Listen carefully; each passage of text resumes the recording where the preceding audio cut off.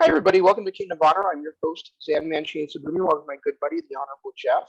Hello. And we're going to talk a little bit about Fight the Fallen today and about Battle Riot, maybe some GCW if Jeff got around to watching that main event. I didn't. No, You sorry. didn't? Okay. That's okay.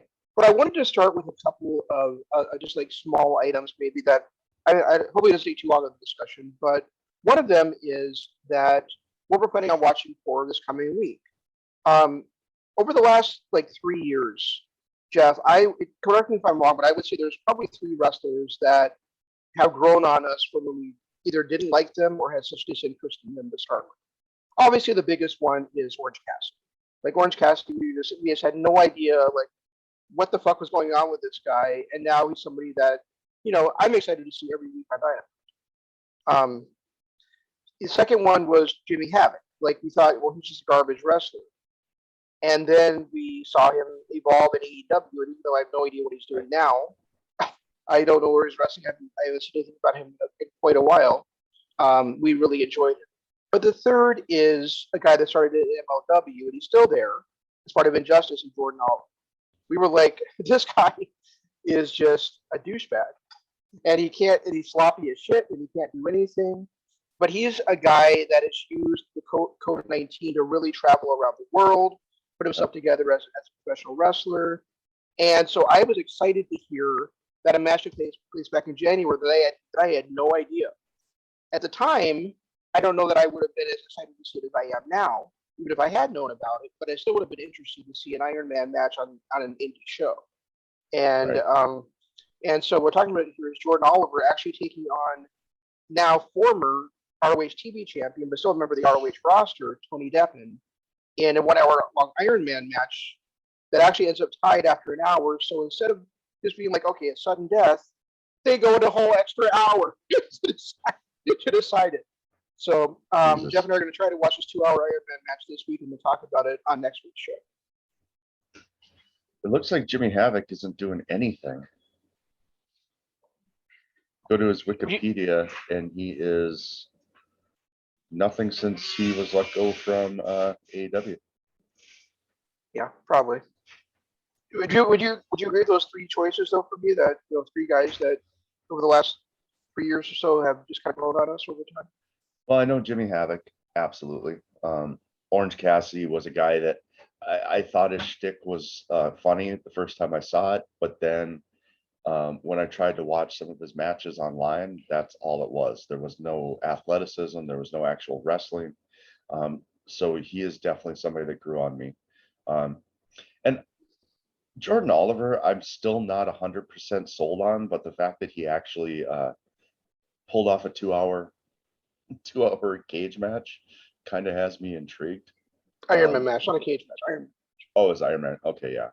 I thought it was a cage match. Sorry, but I'm definitely intrigued with that match. He's kind of growing on me. One thing we're going to talk about MLW, and the last time we saw MLW, Injustice, especially Jordan Oliver, was hated by the fans, and to hear the pops that they got, something must have happened to turn them into fan favorites, so people started to realize that Myron Reed is actually a really damn good wrestler, and are starting to show him some appreciation. I don't know what it is, but it was kind of awkward seeing him being a fan favorite. The other one too is, I know Alexander Hammerstone was always kind of liked by the fans, but he is still a part of Dynasty with Richard Holiday. Now, how is that working? Are they both fan favorites? Or that's my guess, because when I watched the kind of the stuff on Battle Riot, like the draft stuff prior to actual Battle Riot, she was interviewing Holiday, and it looked like they were like pleasant to each other, and then he got attacked by somebody from Azteca Underground. So I think a lot of this is just kind of like they're fighting like Holiday and Hammerstone are fighting against Contra, and Myron Reed and Justice are fighting against the Aztec Underground folks. So it's almost like they were fan favorites because they're just defending the promotion against these invaders. So basically, like the Horsemen when the NWO came in. Yeah. They were some of the biggest heels. They didn't really change the way that they did anything, but because they were taking up the mantle for WCW, they became fan favorites and faces without changing at all. I mean, Myler was still wearing a chest protector, so I highly doubt he stopped using that in his matches. Right, exactly. So, and it was nice seeing Cesar Duran back. That's what they're calling him on here. What was he in Lucha Underground? I don't remember. I was wondering. I never looked it up, but I just remember the same. I'm looking it up now. So, okay. But it was nice. Yeah, it was nice having him. It was nice having him, and it was nice also to see. I was telling you before we went on the air that it was nice to see Matt Cross back, who was Son of Havoc in Lucha Underground, because I enjoyed his work there so much, and I had not seen him in a match since All In against MJF to open the show. I know I'm going to pronounce this wrong, but Dario Soeto? Dario something, yeah. Well, it's Cueto. Cueto. Dario Cueto. Cueto. Yep. There you go.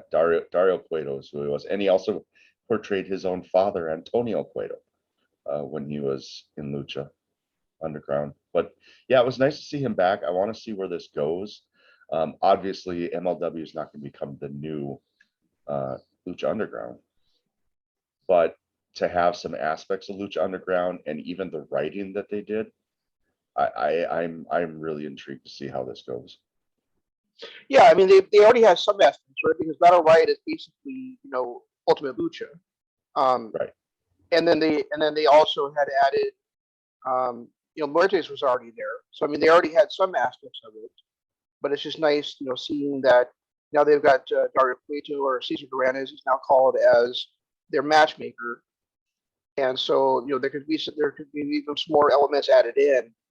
And I'm excited for it. I just wish that we weren't at a part spot where Battle Riot took place and now they're not going to air it to the future for a month or two, 2 months or whatever it is. Did you hear them say that too? I know there's a break. They're gonna. I'm going on what you said, but I looked at it. I saw Wednesday there was no fusion. And I'm like, well, that is just dumb. I mean, you just had this huge match to open up your season, and now you're not going to have any MLW fusion episodes. Well, what they said is that they're going to still have contact like they did with the draft for the last 7 weeks, but it'll be little retrospective type shows, type programming until. Yeah, but that's just but what's the point of that? Exactly. I mean, they could have done that over. I mean, this was a tape show already, right? It was taped on July 10th, so they didn't have to air it on July 4th, which is 2 weeks later. They could have just held that back in check with holding the rest of the stuff back in check. I don't understand the point of having. You have the draft, right, and then you have this big match to reopen and this big show to reopen it. Like they introduced Cesar Duran, they introduced LAX. We're setting up LAX versus Injustice, right? We're setting up. And sometime down the road, Alexander Hoganstone versus I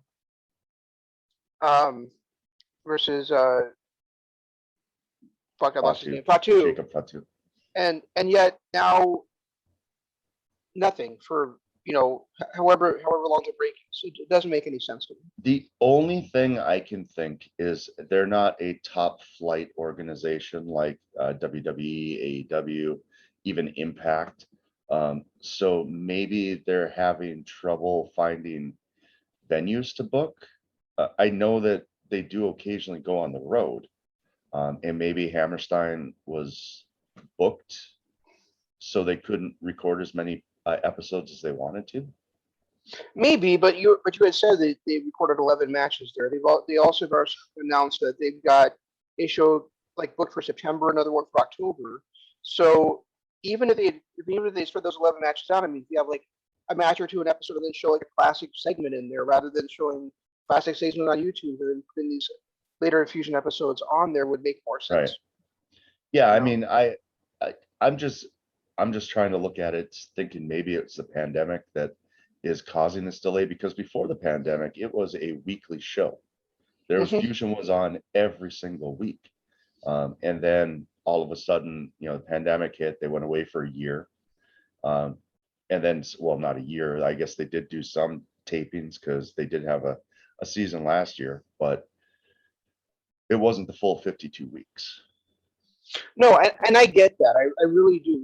What I'm saying is, why not just delay Battle Riot until you have enough shows in the can that you can keep going on a consecutive basis? Right. Exactly. Because it was already taped. It's not like people were clamoring to look at the results to see what had happened.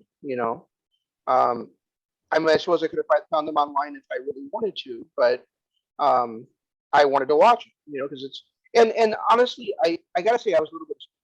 I mean, it's not their fault really, but kind of it is because they came out of the blocks with their biggest match, which makes a lot of sense. It really does. But at the same time, because they've been off the air for so long, there was so much lock in this group. And I mean, there's still impressive performances like Davey was great. Tom was great, right? Tom Lawler. Tankman was outstanding.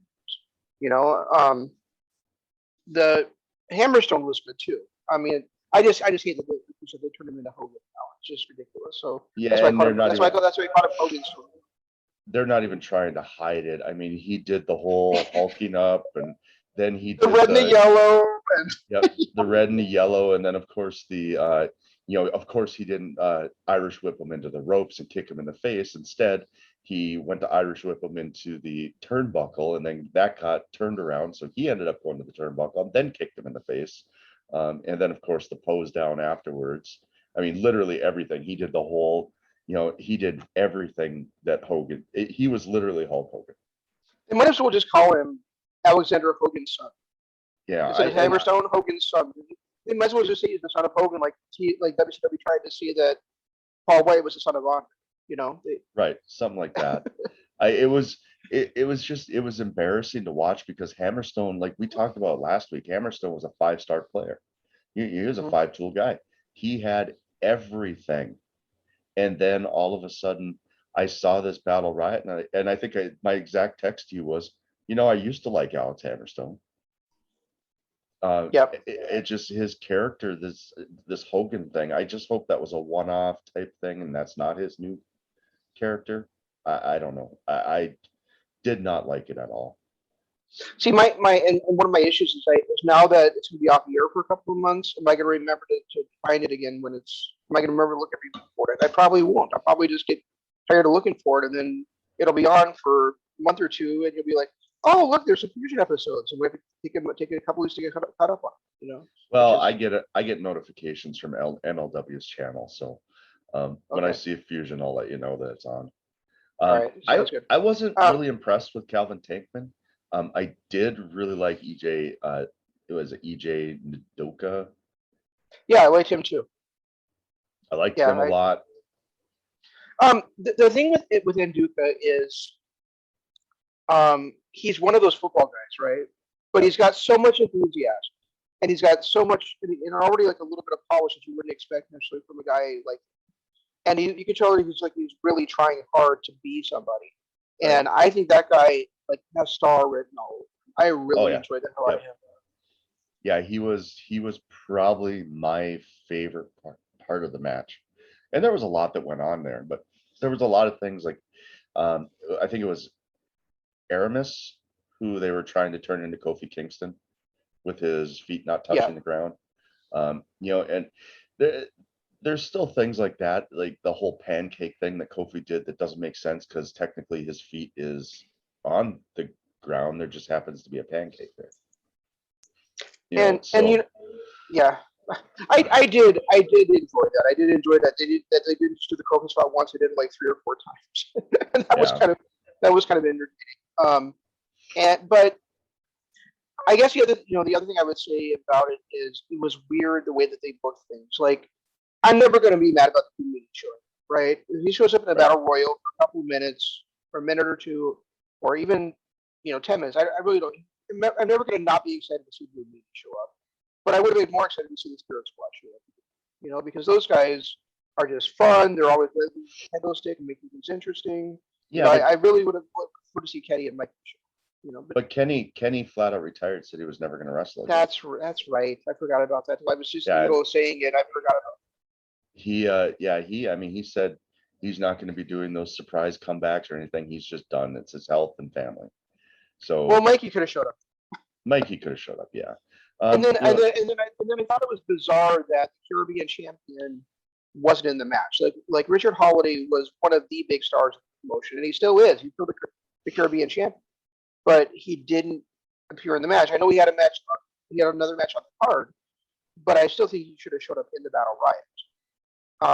And then the third thing I thought was really odd is like Davey. They were Davey started number 1, and they were touting how great he was doing, and then all of a sudden he was gone. And I'm like, what the fuck? Where'd he go? I never saw him get eliminated. They never mentioned him getting eliminated. So what happened to Davey? He got eliminated by Lance Anoa'i. Did you see it happen? No, I didn't. That's my point. Is the camera didn't pick up on it. The announcers didn't pick up on it. He got eliminated 24th. It looks like. So I mean, he was there till pretty close to the end. Did you? Are you looking this up? What did you look up on Wikipedia or something? It's on Wikipedia, but you're not going to want to go there because they'll give the results of the pre-tape show. Oh, that's right. That's right. My point is not that Davey got. My point is that I care Davey got eliminated. My point is, usually we didn't know when somebody was lasting that long in a battle riot or a Royal Rumble or Ultimate Lucha, whatever the fuck it is, you expect that that when that Iron Man gets thrown out, that they're like, oh, now he's finally got eliminated. What a great job he did. He lasted this many minutes, and then also you give credit to the guy who did it, right? Credit to the guy that threw him over. That's a big moment for Lance Anoa'i to have thrown out Davey Richards, right? When it happened, I'm looking at this. I think the reason why we didn't really notice it was because it happened during that whole LAX Jordan Oliver, Myron Reed injustice thing. Okay. It happened during that time. Because I'm sitting here looking at it, Myron Reed was 21st, Jordan Oliver was 22nd. Dickie Dice was 25th. Who the hell is Dickie Dice? Oh, okay. And then it happened right after the LAX Jordan Oliver stuff and the Tom Lawler LA Park thing. Okay. So there was a lot of storylines going on there, so it's possible that it was just kind of an under the radar one. Yeah, so they should have spaced it out better, and they should have spaced it out better in Spotlight. That's my point. Yeah, and that's kind of their fault because they had I don't think there was elimination until number 20 came in, was there?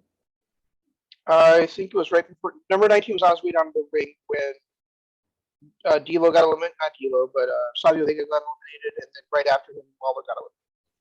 Yep. So yeah, it was because the first elimination was Savio Vega. Yep, and then the first two guys who got eliminated both sort of back up in the match later on. Did Savio Vega? Quang. Savio was Quang. He always was. Was who? Quang. Kwang. Quang. Quang the Ninja? Yeah. Oh, okay. I didn't know that. You didn't know that Savio was always Quang? Was Quang in WWE before he was Savio? No, I didn't. My wrestling knowledge is something WWE trumps yours. I'm amazed. I really am. That was a rough time when I wasn't watching WWF because it was horrid. It was. I agree. But yeah, no, I had no clue that's who Quang was. I had no clue. I did like the storyline that they developed, having it come down to Hammerstone and the Von Erichs versus all of Contra. Kind of amazed at how big Contra has become since last we watched, because when we first started watching it, it was Fatu, it was Samael and Simon Gotch. That was it. And then right when I stopped watching is when Akira Kwan debuted. Now to see that they've got like 50 fucking members kind of blows my mind a little bit. Sean Daivari is such a great fit for that studio. Yeah, he is. When I saw him, I was like, oh, that's perfect. Yeah, I really enjoyed it. And who were the two? Like two of them came in uh, when it was only supposed to be one entrance or whatever. Can't remember who they were. They were the they were like the masked guys, yeah the Contra soldiers or something. The Contra, what they just called the Contra soldiers? I can't remember. Is Sentai Death Squad. that what it was? Yeah, Okay. and that spot was a little weird to me, where Max Kruger eliminates the Von Erichs, and then Hammerstone has to do the exact same move to the Sentai Death Squad. Yeah, I guess. It I don't know. There was a little bit of kind of I don't know what they were trying to do. Are they trying to get Mads Kruger over, or were they trying to get Hammerstone over by Well, both. having them trade off the way that they did? I think they're trying to keep them both over because they guess they'd already had one big match and neither one of them could beat the other one. Right.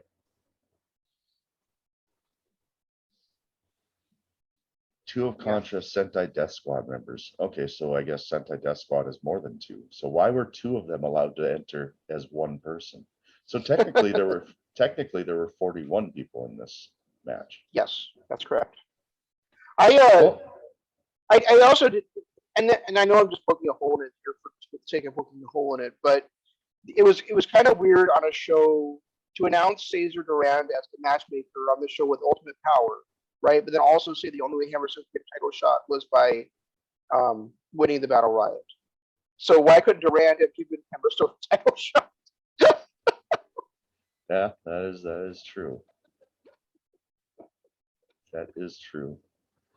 Yeah, I don't know. I mean, I enjoyed it. I thought it was fun to kind of go back and see some of these people and see, that they're still around. I was so excited to see Hammerstone, and then so disappointed at the same time. Yeah. And it wasn't until like he didn't really Hogan anything until he hulked up when it was just those two left. As soon as he hulked up, he became Hogan, and he was Hogan the rest of the night.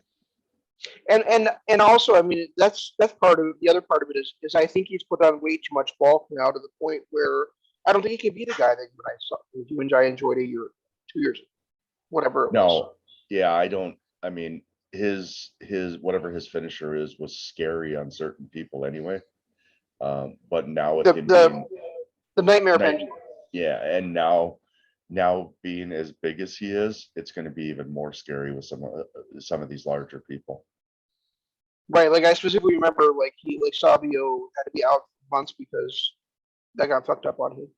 Yeah, well, I mean, it wasn't. I don't think it was Hammerstone's fault. It was just the way that Savio was old and overweight and out of shape and everything. Anyway, that it was kind of just a bad situation.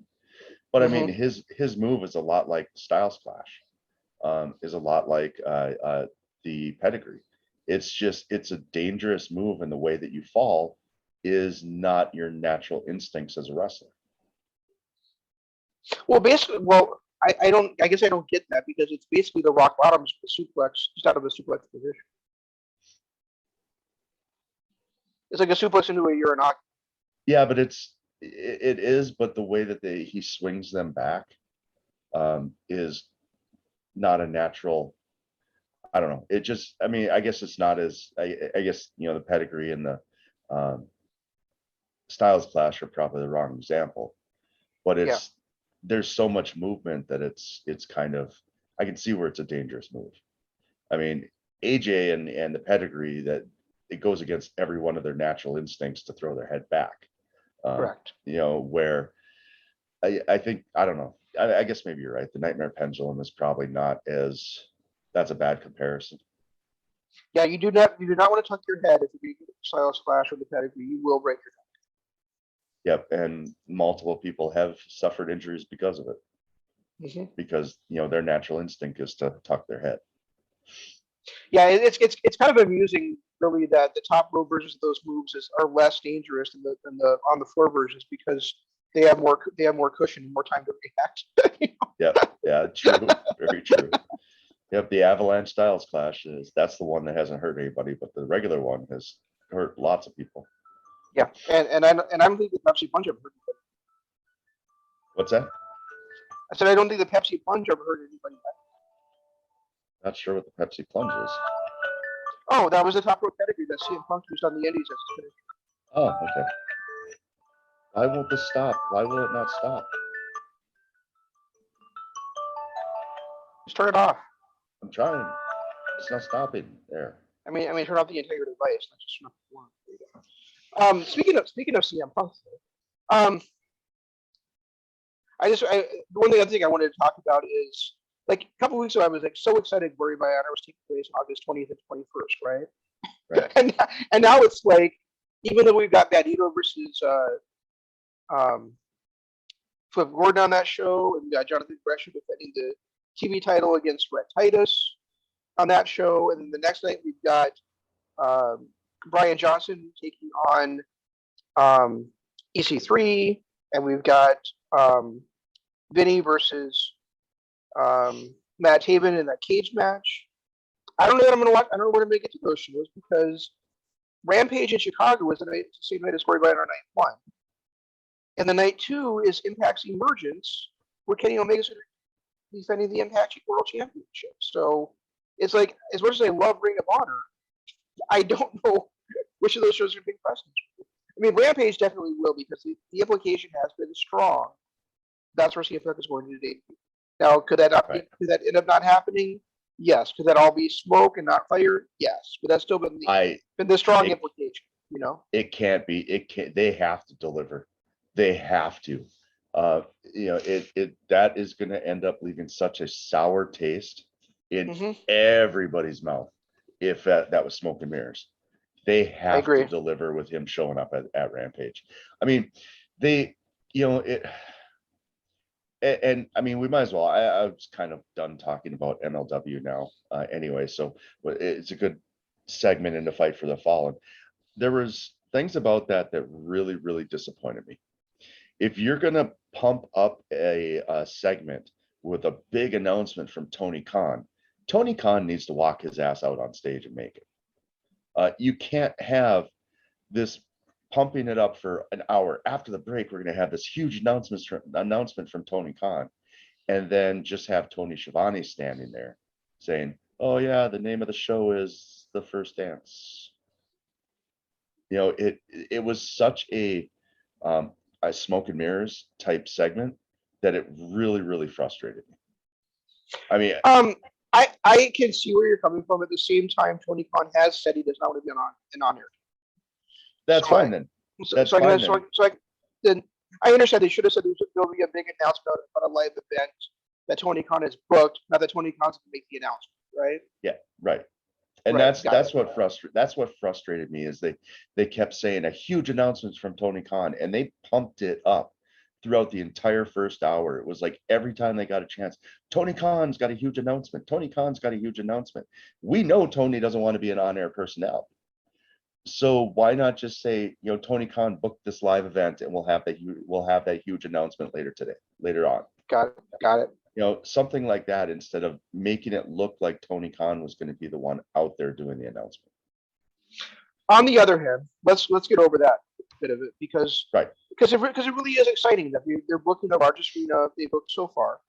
The United Center can hold standing room, can hold 22,000 wrestling fans. So if they're actually able to sell out that arena, that's fucking exciting, right? Well, they sold 10,000 tickets within an hour of the tickets going on sale for the event. Cool, but my point is that's they're basically running an 8 to 12,000 seat arenas, right? So they can actually sell out 22,000 there. Right. I don't know if they're standing room only or not. Maybe they're not. So maybe it's gonna be like 20,000. But still, that's exciting to me as a wrestling fan for that promotion. Yeah, it really is. Secondly, you and I were kind of like, really, they're gonna add a second show. That's just gonna be overkill, right? It's gonna be too much. But this is perfect timing for that because normally the way Dynamite is structured, right? You have 4 or 5 weeks to build up towards a pay-per-view match. That's what they've kind of been doing, right? Right. Now even if CM Punk debuts at Rampage, instead of looking at it like they have 4 to 5 weeks, now they've got 5 shows to do it on, right? They've got Rampage, Dynamite, Rampage, before All Out. So they've really got 5 shows to build that build on, which I think is really going to help them out. So even though I think in the long run, Rampage is really an unneeded show, here it's going to really work out well to their benefit because of when it started. Well, yeah, and I mean the thing about Rampage though, the reason it came into existence is because TNT was really pushing Tony Khan for a 3rd hour on Dynamite, and he refused it. He absolutely said, "I will not have my wrestlers do that." So that's why that hour-long show came into existence. But that it's confusing to me because aren't Dark and Elevation all done at the same time that they they're done before Dynamite? I think so. So I mean, you're already looking at, they've got fans already in the paying for 6 hours worth of wrestling. Sometimes when I realize that, it blows my mind that they're still that enthusiastic at the end of the night for whatever match is happening. I don't know. Maybe they do Elevation and Dark after. I really don't know. I don't know how they do that. Yeah, but if they do that, then you've got people staying up till like 3 a.m, still sitting at the show at 3 a.m. Because it ends at 9, and then you've got 4 hours of wrestling to go still after that. Well, maybe this alleviates some of that too, right? Because maybe they could do like Dark before Rampage and do Dark Elevation before Dynamite. Yeah. So I mean, is Rampage going to be a live show? Yeah. Oh yeah, then they'll probably spread it out then. That would make more sense. So. That would make more sense. Yeah. Darby, So I think it really is going to work out well in this case. I just don't know, like going forward, like it's obviously it's only 1 hour, so it's going to be more fast paced than what they're doing. So maybe they'll do like two matches a show or something like that. Who knows? We'll have to see how it goes. Wasn't the name of Rampage kind of a play on something CM Punk said?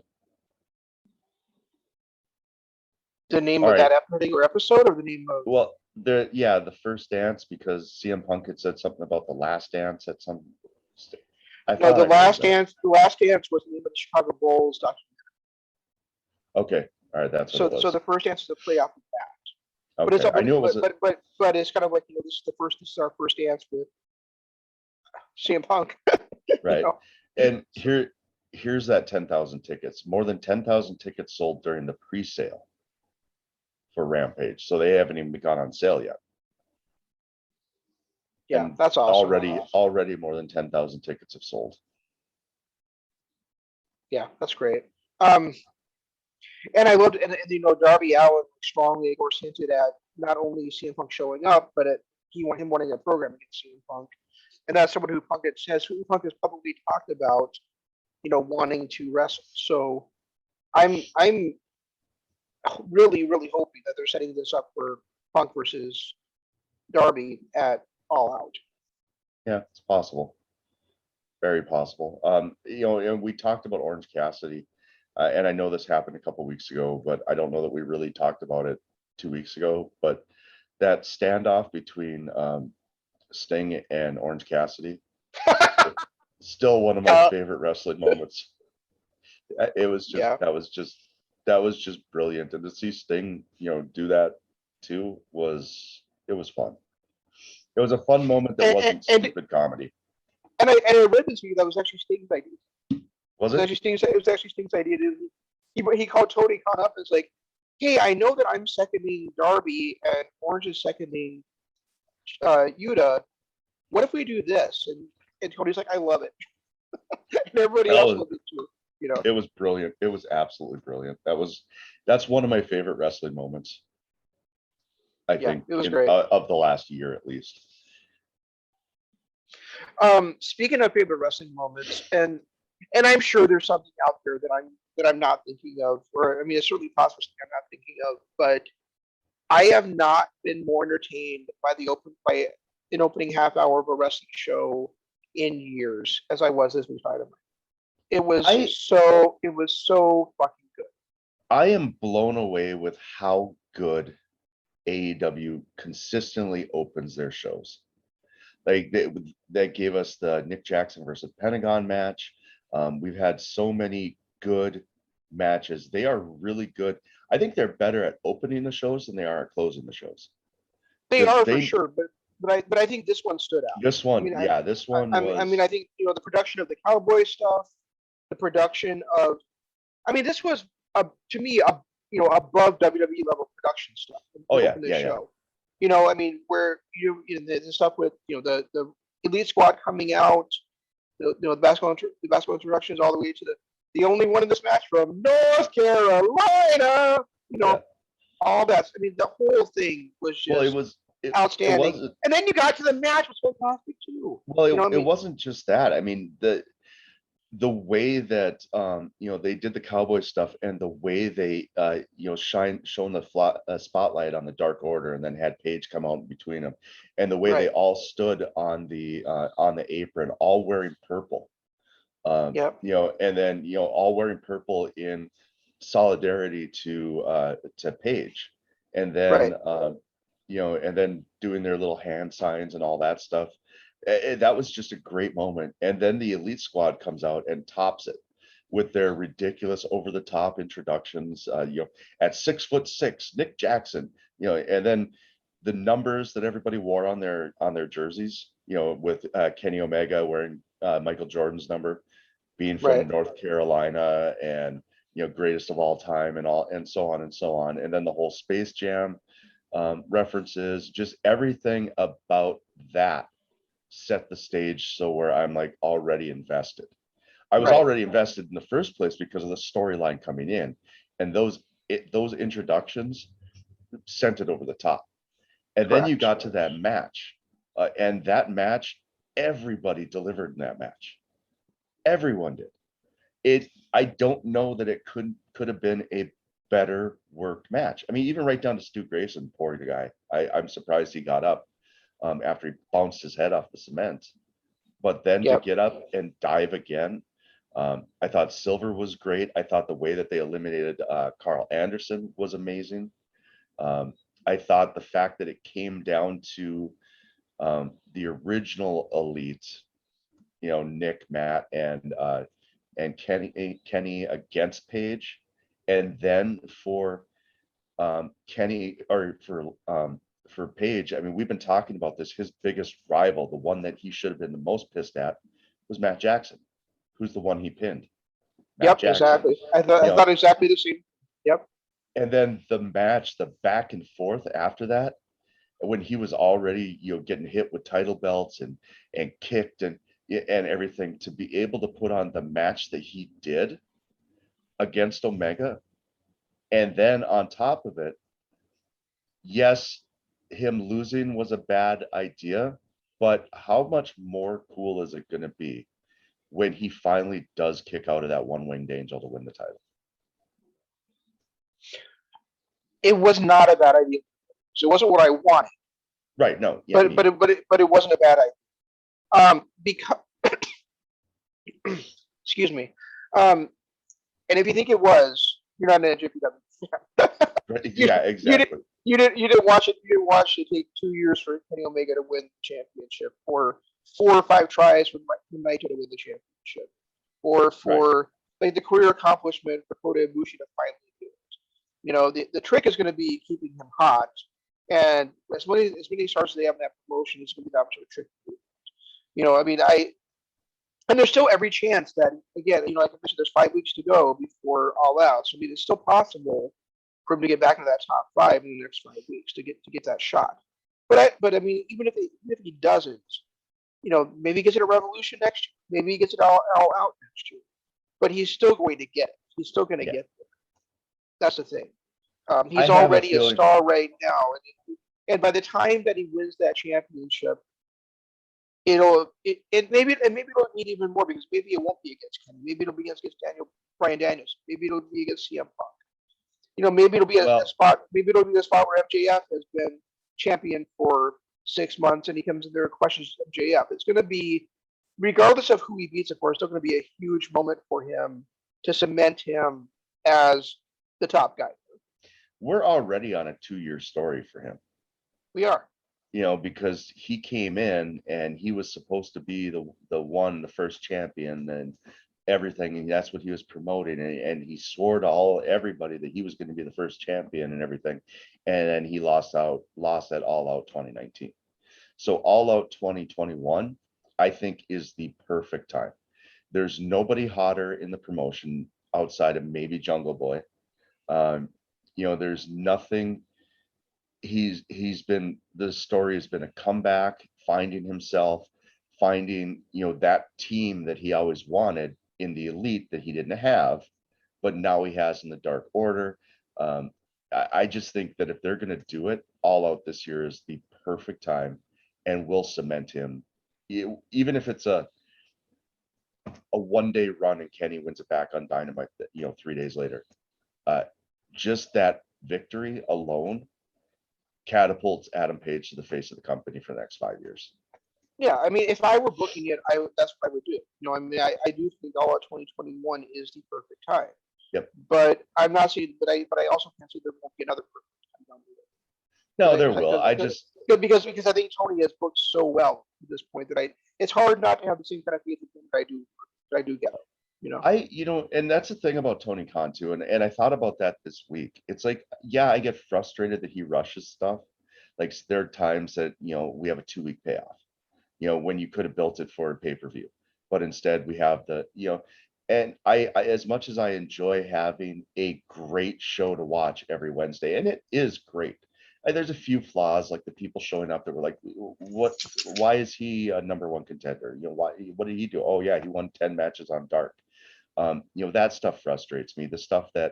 But ultimately, what he does with that, like Jungle Boy won the Battle Royal. I can't remember what it's called, but Casino Battle Royale. Yeah, and then got his title shot 2 weeks later. And I was frustrated because I felt like that could have been built a little bit better, but at the same time, I can't question it, because that was Jungle Boy. That was a hot moment for him that got him, into the national spotlight. It continued the story between Page and Omega, which is the payoff story. And it really, as much as I disliked that it was rushed, it was done in a way to progress everything. So I got to give Tony Khan he was a fan of wrestling. He was not in the industry, but for him and the way that he does his booking, I am fully impressed by that man.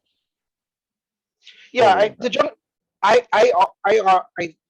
the Jungle Boy thing was fine because of when it happened. Like they had that big Saturday show, and he got a spotlight on a national audience on a Saturday, Yep.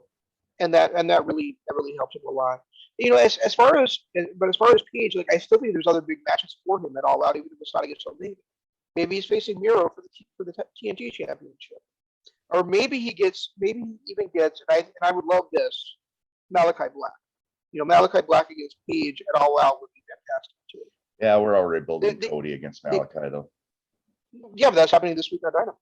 Yeah, it is, but that's going to be the pay-per-view match. Maybe. I don't know. I mean, they don't often do rematches on their. They do sometimes, but not often. I don't know. I think that all I know is that Cody needs to finally lose a feud in AEW. My thing is, the funny thing is, I'm more worried about like where are they going with the AEW World Championship if it's not Page than I am what do they do with Page if it's not with the AEW World Title, because Page will be fine. But who else is there as a big name to face off against Omega for that championship? That they can build? That they can build in that time. Yeah. No one. Because it certainly looks like they got Moxley locked with Tanahashi. Yep. It certainly looks like Pac and Idolo are either going to be in a one-on-one match, or they'll bring in like a couple of other luchadors for Idolo to team with against Death Triangle in a big six-man ladder match or something. I don't know, but it's and that's what Jericho, looks like they're headed towards. Jericho and MJF are tied up. Right. And to be honest, I don't know that outside of, well, Moxley, I don't want to see against Omega again, just plain and simple.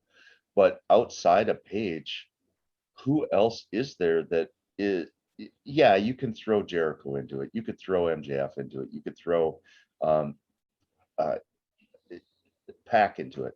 But are they really built up to be in that position right now? No. All of them are kind of mid-carder right now. Which you've got the two main eventers basically. You got Page and Omega. Yeah, I mean, you've got 5 weeks to build somebody up, but the thing is, who is there to do that with? Is my question, and I don't see anybody else. I really don't. And I know CM Punk, yeah, they got 5 weeks to build him up, but I don't want CM Punk to come in after 7 years off and do a WWE thing and have a title shot. No, I think Punk. I think. Well, actually, that's actually an interesting point because there is one guy we haven't talked about yet that could get that shot still.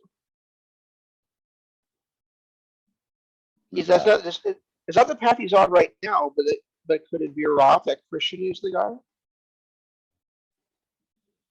Because now he's come in, he came in and said, I'm going to earn my shot. When now he's come in, he's had big matches. He's beat Matt Hardy. Could they end this? Could they end this thing against the HFO and have Christian be the guy?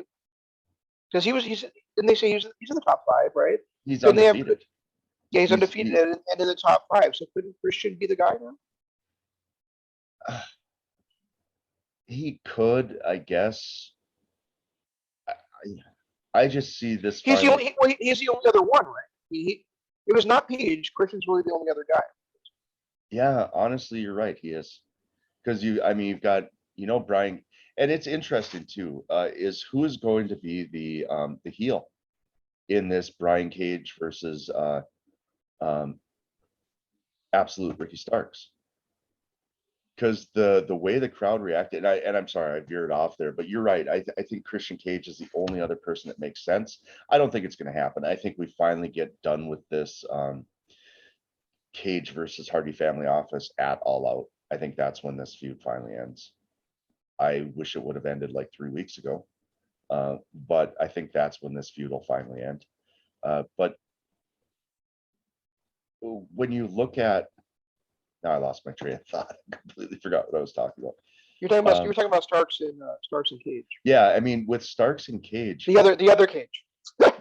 the way that, and because you mentioned Christian Cage is what made me think about this, but the way that the crowd reacted, it sounded like they were cheering more for Team Taz and Starks than Brian Cage. Yeah, I still think that Brian Cage has not. Yeah, and that's saying, you had mentioned to me that the opening of the show and the ending of the show were good, but the rest was kind of rough in the middle there. And I agree with you. Like, I mean, I agree that that stuff, that celebration stuff did not come off well. I mean, and really, why wouldn't the crowd be booing Cage for going out there and attacking guys who are playing in the band? I mean, right, exactly. He took the drum and blasted over the drummer's head.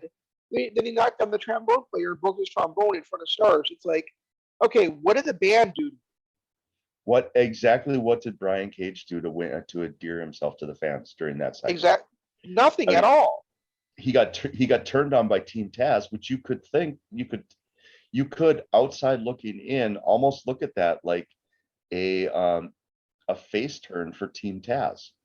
Granted, the way that Taz is acting and the way that Brian Cage kind of teased a face turn before that, but there was nothing about that turn that made me go, oh, yeah, I need to cheer for Brian Cage now. Yeah. And it was kind of the same with QT Marshall. Now, granted, and I said this. Wait. QT Marshall. Oh yeah. And I said it when it happened, is what about this turn is making me invested? What am I invested in? He's got 3 brand new people and a guy who was really nothing on the card. Now, granted, they've turned that feud to now I look forward to seeing all 4 of those guys when they finally show up. But at the time, and a lot of that's the same thing with Brian Cage. Are we cheering for him because he showed respect to Sting? Is that why we're supposed to cheer for him? I guess so. And he got screwed over by Ricky Starks after infighting for 6 months. Well, to be fair, it did work for Lance Archer, right? I mean, showing respect to Sting did work for Lance Archer. Yeah, but Lance Archer was already on that face turn before that. He was already teaming with Jurassic Express, and he was already teaming with the good guys That's true. against the Inner Circle or whoever it was they were fighting against. Oh, against Death Triangle. He was teaming with Death Triangle against whoever it was they were feuding with at the time. So when he came, I think actually was Team House. Possibly, yeah, because I know he was teaming with, because he was going after Brian Cage. Right. That's what it was. Yes. So, I mean, he was already on that face turn by the time he showed acceptance or Sting showed, so I don't liken it the same way because he was already fighting against the heels. And I remember questioning it when he was. It's like, what the hell's going on here? Isn't Lance Archer this monster heel? Yeah, that's fair. And I mean, there were parts about the middle of the thing that I did enjoy. I feel so bad for Cash Wheeler. Go ahead. Sorry. The fact that they had to, Dax had to change up the ending so that they could still get that win. And, Lance Archer was fun, but Hikuleo definitely needs more seasoning. And I'm so sick of the Christian Cage Hardy Family Office stuff that I didn't get into that at all. Yeah, the Cash Wheeler thing, was that looked brutal, and like you said, like Dax had to change it up and hit the Brainbuster to get the victory on I think it was Santana. Who was it? Santana, yeah. I thought it was Santana. No, it was Ortiz. Ortiz? But either way, I mean, it was still, that was too bad, and I'm hoping that Cash is okay, and this match can happen again with higher stakes at All Out. Speaking of Santana, has anybody changed their body in front of us more than Santana has? Ortiz, you mean? Yeah, Ortiz. Yeah. Yeah. We see him every single week, but he does not look like the same guy he was a month ago. Right. These guys are really heavily invested in the tag team, right? And they love working together. They love wrestling together. But I said, like, when they were in LAX, and especially when they had those matches against against Homicide and Hernandez, whatever the OGs are called, right?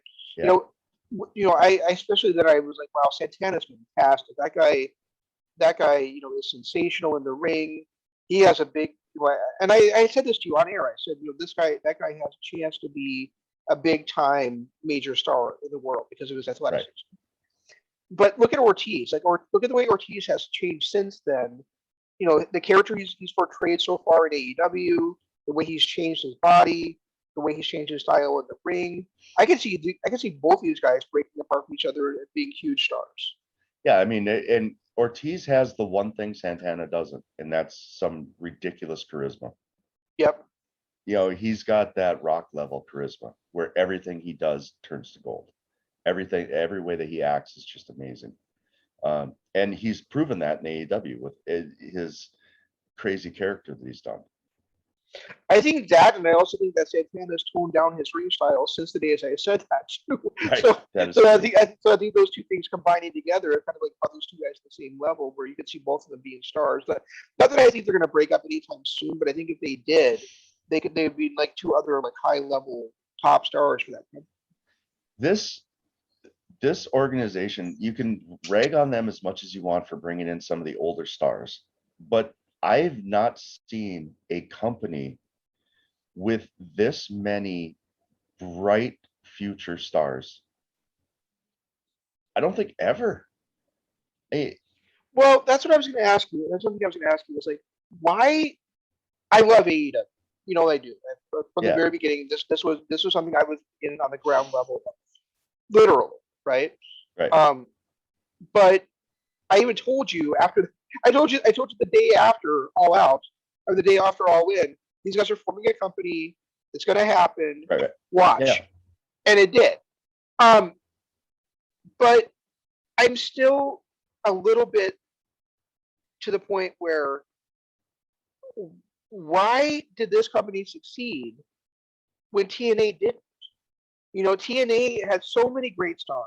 They really, they had AJ at one time under their roof. Okay, I mean this is when they were starting out. They had Raven, CM Punk, Mickey James, AJ Styles, Low Key, Jerry Lynn, America's Most Wanted, Jeff Jarrett, R-Truth, Triple Threat. Yep, all those guys were one at the same time. Triple X. And Frankie Kazarian and Chris Sabin were there at the same time as well. And they didn't.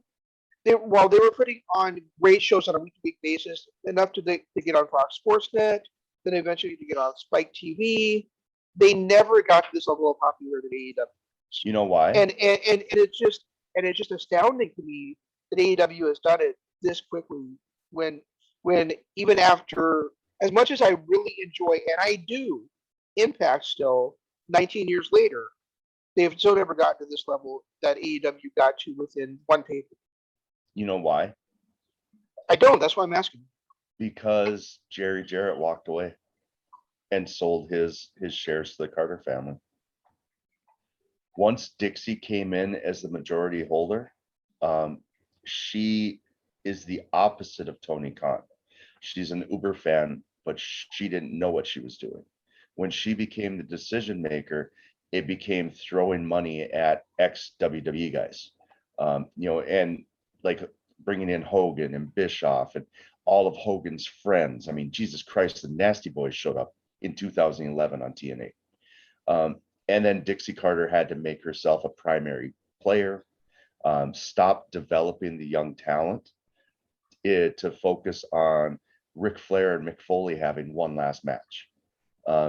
I think had Jerry kept the company, we could have seen it.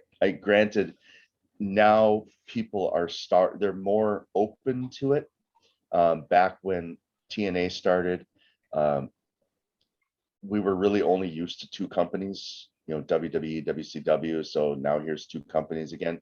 At this point, a lot of these people that are showing up in AEW, even the young guys, we've seen them before in Ring of Honor, NWA, some indie show here and there. Because now in 2020, 2019, 2018, we started to develop more of a break from the WWE style and looking for the wrestling entertainment elsewhere. You're saying that it's just, I guess you're saying like the ways with WWE has grown more than I felt it back in 2002, 2003. But you're saying that yeah, I did too. That now it's bigger than, because I mean those early we've talked about doing shows about this, right? But and maybe I'm sure we will at some point, like going back to the early Asylum years. But I mean those shows were so entertaining and so good, and there was so much talent, and it feels like why wasn't there groundswell behind that promotion that there was behind this one? I think because they didn't have a national TV contract for the first 2 years, they were a weekly pay-per-view. I know, but that's my point. Is like even when they is like why didn't it happen for them the way it happened for AEW? I'm not bitter about it. Really not. I mean, Impact still entertains me every week.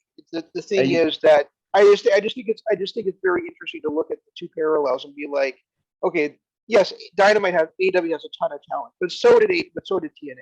Oh yeah, I don't disagree, but you got to look at timing.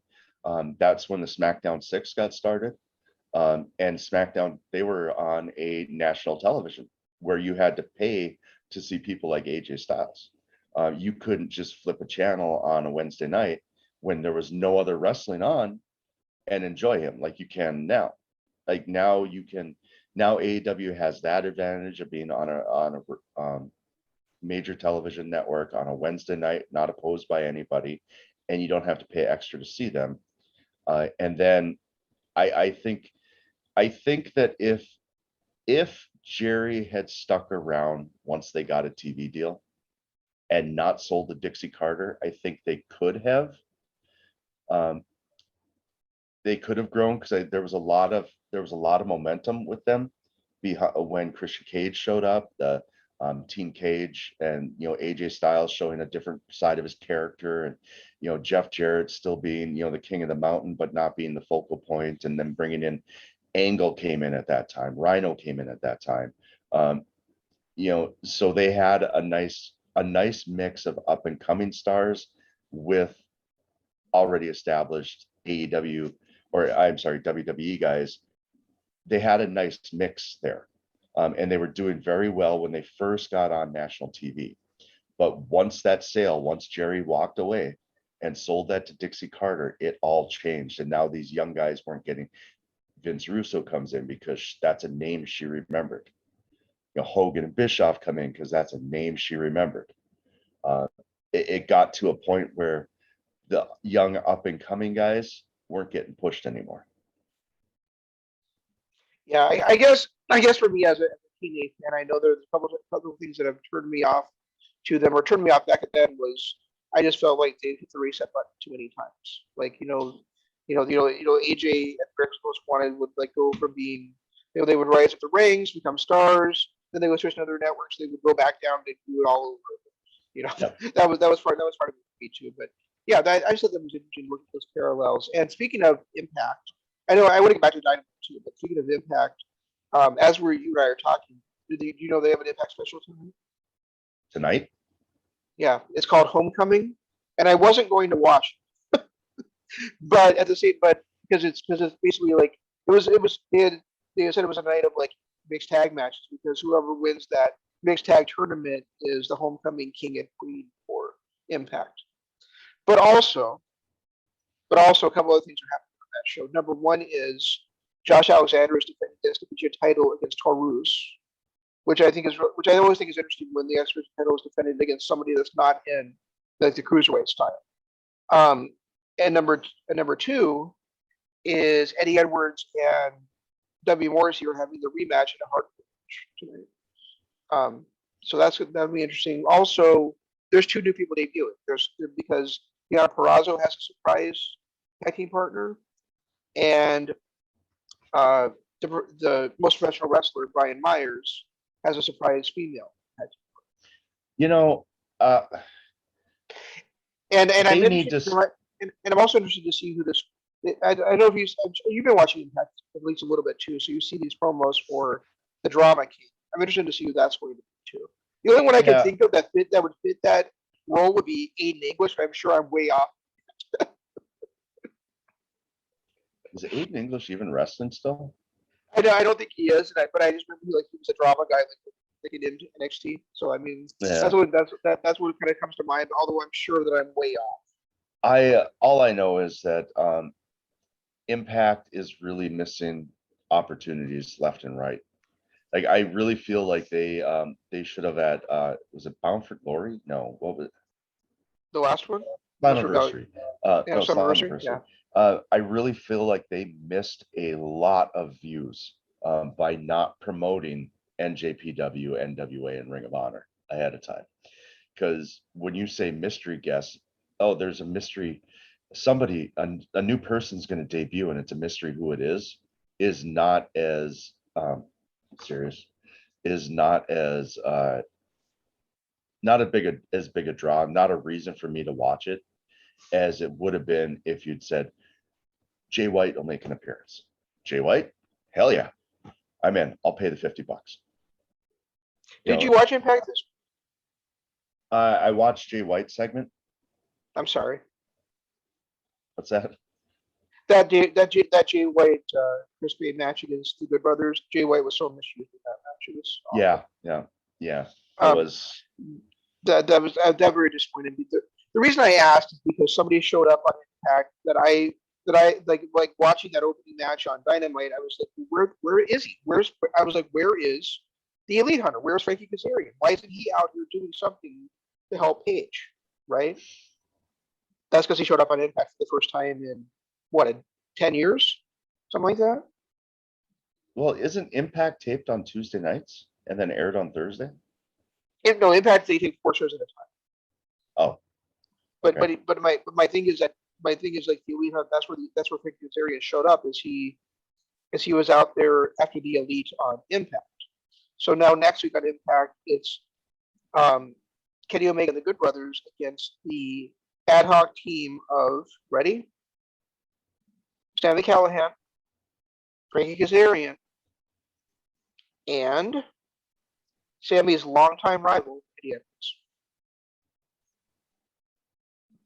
Basically, Tommy Dreamer begged Eddie Edwards to join the team, and Eddie's like, I don't trust Sammy, but I trust you, so you've got my back. Why is Tommy Dreamer now an EVP? He's not. He's the Anthem spokesperson. Okay, so that gives him the authority to fire Don Callis. He was firing Don Callis on behalf of him. Okay,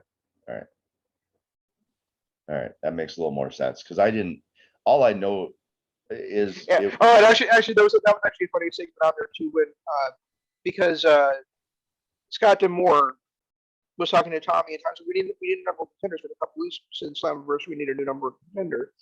And Scott's like, I got something else going on, Tommy. Why don't you act on my behalf and you decide how we're gonna create a number one contender.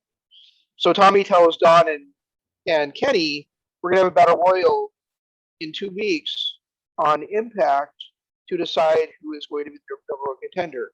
And Don goes, who are you to decide something like that? Who are you to decide who's going to be the number one contender? And Tommy goes, I'm the guy that fired you. That's funny.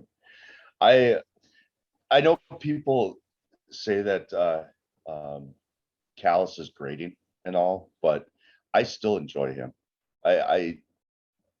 I still enjoy his promo work. I think both things. I think I enjoy him on commentary, but he does get very, very grating doing promos. Yeah. Yeah, I guess I could see that. The only other thing I really wanted to talk about is the main event of Dynamite. I don't want to see Nick Gage very often, if ever again. I mean, it was a decent match, but it's not my cup of tea. Like the hardcore match styles is not my cup of tea. I know there's people that like it. I guess it was the highest rated segment on Dynamite this last week, which the highest rated segment the week before was the Texas Death Match. So there are fans that want to see it. I'm over the death match and don't care if I ever see it again. Okay, then don't watch CCW. Well, yeah, because that's all death matches.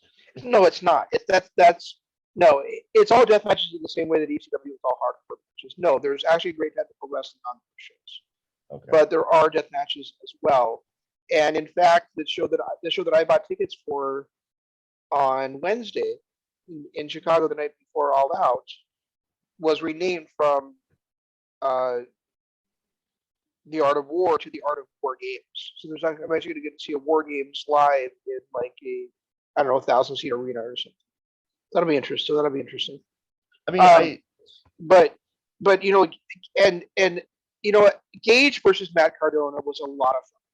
It was. I mean, seeing Matt Cardona in that crowd coming, and actually when he first came out with the music going, oh radio, tell me everything you know, and the crowd shitting all over it was fucking awesome. So, but yeah, I mean, that match, I wouldn't say it was fantastic. It was a fantastic match, but it was a lot of fun, and the announcers made it even funner. But even before that, there was the Ultraviolet Championship match where, and Jeff, I totally get you, and it's not always for me either, but one guy was throwing darts back, and then they were throwing each other through like glass tables and all this other shit, and it's something I'd want to see like every week, every month, even necessarily, but still, it's something that's like a one-off or a two-off attraction. If it's a one-off, I did enjoy it. If it's a one-off, I'm okay with it. I just don't want to see like what happened with, like what's going on with Sami Callihan now. I just have this feeling that if Nick Gage is on the program and wrestling, Nick Gage is going to be in that style of match, and I don't want to see that style of match every time the guy's in the ring. You know, Okay, yeah. I don't want Nick Gage in AEW, but I think he works very well at GCW. You know, and GCW reminds me so much of ECW. I mean, I don't think choosing to name it that is any coincidence. You know, choosing the name Great Game Changer Wrestler and the initials GCW was not a coincidence at all, because they kind of do the same thing. You know, where you got technical wrestling, you've got some big guys there. You have scrambles, but then you also have these hardcore matches that are something that really honestly fallen a little bit even, but are stuff that the crowd enjoys. And I'm not going to buy their pay-per-views every 2 weeks or whatever they run them, but for once in a while to pay $30 or $25 to get 7 hours worth of wrestling where there's a couple of hardcore matches on there, I'm not opposed to that. yeah, it's not that I hate the hardcore matches. I mean, we've seen some of the best over the last couple of years. There was that 1 week where there were like 3 hardcore matches that we saw in a row, and they were all great, but because we saw Mance Warner versus Sami Callihan, which was probably Mance was on the show. Mance was on the show. Sorry, because of which was probably at that time the greatest hardcore match we'd ever seen. The other 2 that were really, really good were just kind of not as good because we'd seen that already. And then of course, Thunder Rosa versus Britt Baker, was a great hardcore match. But this has been 3 weeks in a row, hasn't it? That there's been a kind of a hardcore style match on AEW. I think that's right. Speaking just, of, but I did want to say this before I forget. Speaking of Mance, he had his tongue stapled to a door. Yep. And no, in this match on TW, and then he couldn't get his tongue off of there until they hip tossed his partner on top of it, ripping his tongue out off the door. Yeah, because wasn't that match against Sami Callihan the first hardcore match where we saw something like that and we're just blown away by it? Yeah. I don't know. It's they're fun, but we got to have them spread out a little bit. I did. Yeah, I agree. I mean, and Jericho being in that kind of match was really interesting to see, and I really did enjoy that. I don't want to see Nick Gage over AEW either, but I do think he works well in GCW. And the other thing about that is it set up next week's match, and I'm really looking forward to seeing Hoovy against Jericho. And the look on Jericho's face when it was like the look of horror on his face when you go to realize. First of all, it's great. It's great. It was a great callback to when MJF said, "Who the hell is Hoovy?" Right. but also it's a great callback to 25 years ago watching Nitro. The only part that disappoints me about it is that WWE owns the video of that, because I would love to see a video package from them back in 98, that they were feuding after Jericho's face turn when he was collecting his trophies and everything. Because one of my favorite moments of their feud was after he won with a lion tamer and Hoovy's laying on the ground. He just looks in the camera. He goes, "Oh my God, I killed Hoovy." Yeah. I would love to see a video package of that to see their feud and why this means so much. I know shortly after that, Hoovy went nuts and started doing the Juice character, and then tried to sue The Rock because he said The Rock stole his Juice character for the Rock character. And he'd be out there doing if you smell what the juice is cooking and all that stuff. And then from what I understand, he's just been nuts ever since.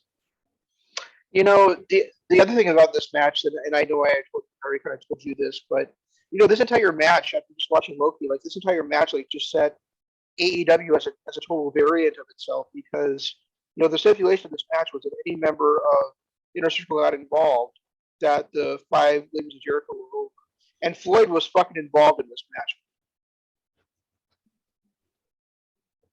Floyd was involved in this match, and Floyd was the 6th member of the Inner Circle. That's a stretch, Shane. It is not. They should have used a different bat or some other gimmick because Floyd is a member of the Inner Circle. Yeah, you text me and you said, and this match is over. And I was like, dude, there's 10 minutes left. Because I was about 15 minutes behind you because somebody stopped by. And then you're like, well, when you see it, you'll know. And as soon as I saw Floyd, I'm like, that's what he was talking about. Dumbass. Hey, I'm all about continuity, man. And Jericho literally said that Floyd was a member of the Inner Circle. So, but the stipulation also about this match, Dynamite or Domino's has like gone out. Like, yeah, I was just going to bring that up.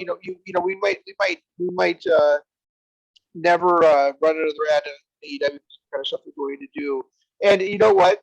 I happen to know someone that is very closely associated with Domino's, and I happen to know that from 8:45 to 9:15, so like the next half an hour after that ad ran, seven of the Domino's that are owned around this area all did hundreds of dollars worth of business right after that ad. So coincidence, maybe, but I think it's hilarious that Domino's is against that happened.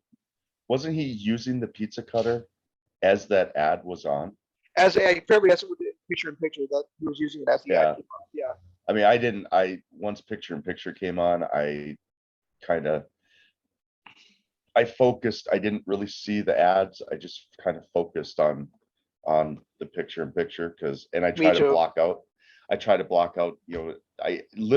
the sound off because I don't want to be distracted by the advertisement, and I focus as hard as I can on the picture. So I didn't even realize the ad was on.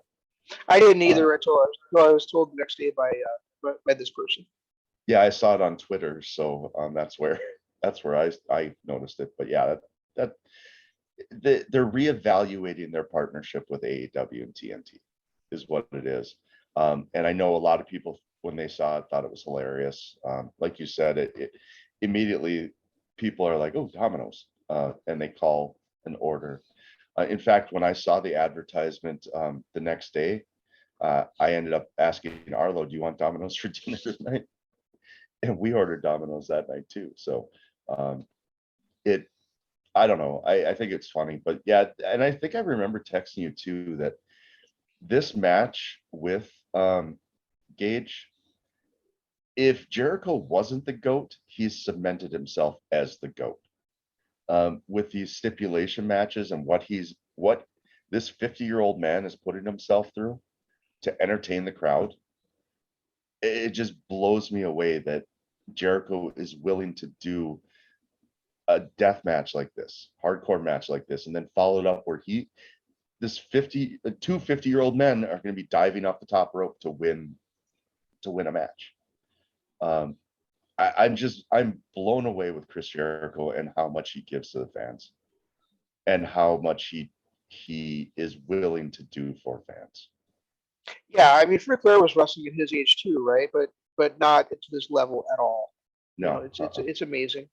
It really is. I mean, and how is he? What is he? 51, 52? Is that what it is? I think I'll look it up, but I thought he was 50. Because Goldberg is 54, and Goldberg cannot move anywhere close to what, and he couldn't 4 years ago move with Jericho. He couldn't move close to what Jericho moves like now, when he was in his prime. Right, that's true. I mean, Goldberg has never been. No. I'm just looking up here some 50-year-old wrestlers that are still occasionally doing it, at least, And most of them are in Japan. Yeah, he's 50 years old. I'll be 51 in November. Okay. Yeah, I still want to see Jericho against Suzuki too. Maybe next year. All right. Anything else for this week? Not really. I know you have a hard stop in 5 minutes. So.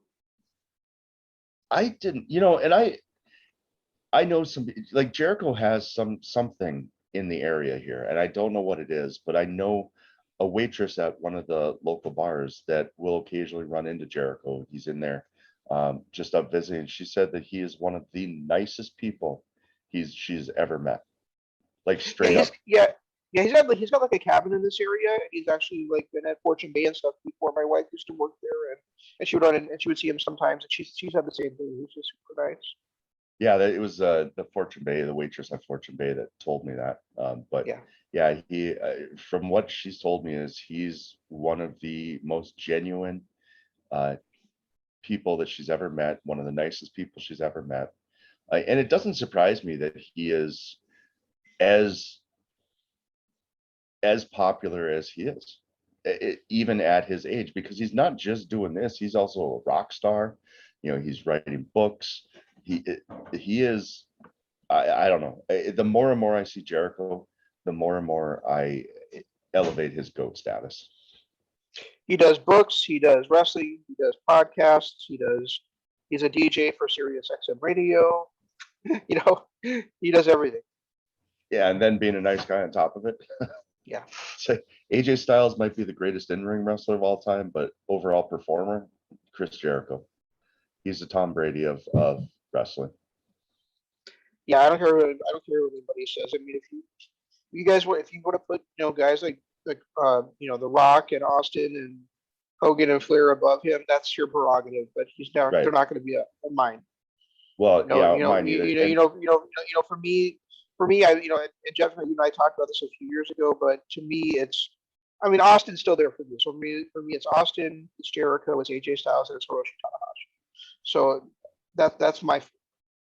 In order for me right now, greatest of all time. I mean, Kenny is probably going to be there someday, and Okada the same. But right now, it's still for me. It's Jericho number one, AJ number two, Flair and Austin as my top four. I thought you had Savage for Austin.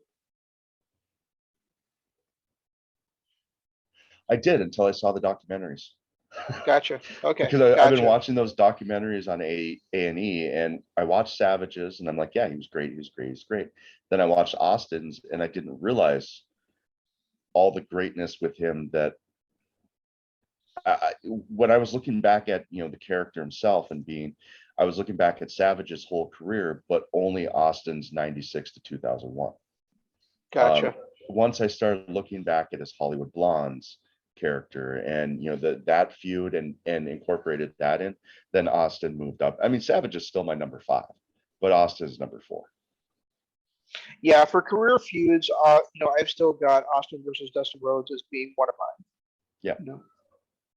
Yeah, but yeah, and it's funny that Hogan doesn't even make my top 5, but I was never a Hogan fan. I was always a Savage fan.